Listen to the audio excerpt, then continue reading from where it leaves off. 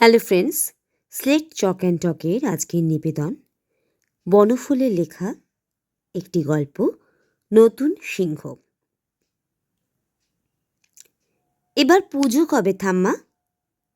7 বছরের খোকন এসে জিজ্ঞেস করলো তার ঠাকুমাকে। ঠাকুমা চোখে চশমা দিয়ে সেলাই করছিলেন কি যেন একটা।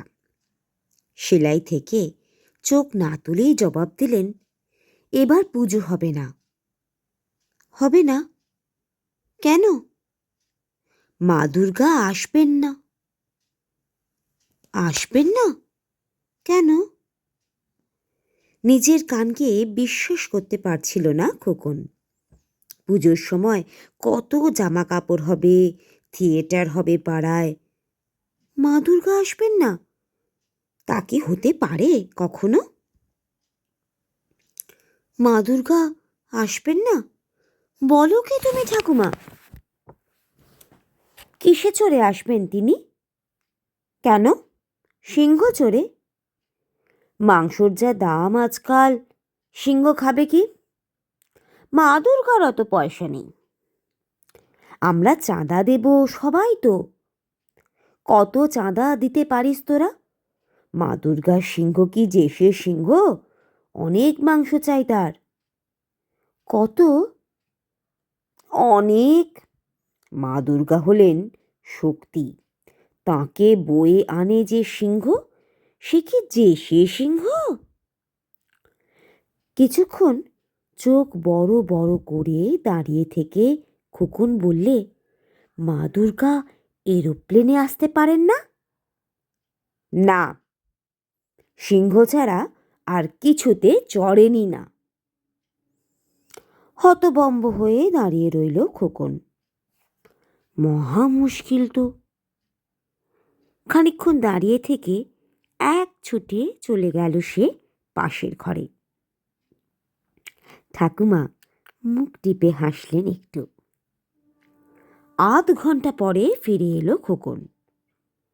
ঠাকুমা, আমি দুর্গাকে পিঠে করে বয়ে আনবো।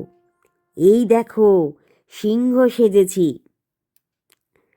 ঠাকুমা ঘাড় ফিরিয়ে দেখলেন খোকন কালি দিয়ে প্রকাণ্ড গোঁফ করেছে, ঝাঁকড়া উলের টুপিটা পরে কেশ করেছে, হামাগুড়ি দিয়ে ঘাটটা উঁচু করে রেখেছে বীর বিক্রমে।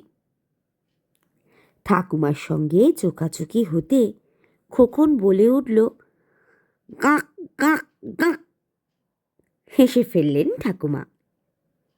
পর মুহূর্তে স্নেহ উতলে উঠল তার দুই চোখে। বললেন, হ্যাঁ, তুই যদি মা শক্তিকে পিঠে করে বয়ে আনতে পারিস, নিশ্চয়ই তিনি আসবেন। উৎসাহিত হয়ে খোকন বললে, আমাকে খেতে দিতে তো কোনো খরচই লাগবে না, নয় ঠাকুমা? আমি তো ঘরেই খাবো। তা তো ঠিকই। আবার সেলাইয়ে মন দিলেন তিনি। আচ্ছা ঠাকুমা, মা দুর্গা তো কৈলাসে থাকেন না? কৈলাস কোথায়? হিমালয় পাহাড়ে।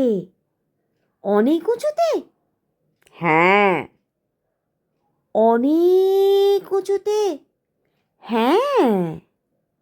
তাহলে সেখানে যাব কি করে আমি?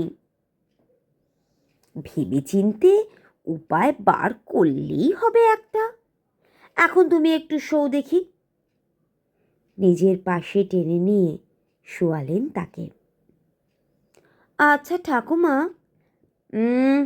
একটা কথা নয়, আগে ঘুমো, তারপর কৈলাসে যাবার ব্যবস্থা করা যাবে। খোকন চুপটি করে শুয়ে রইল, তারপর ঘুমিয়ে পড়ল।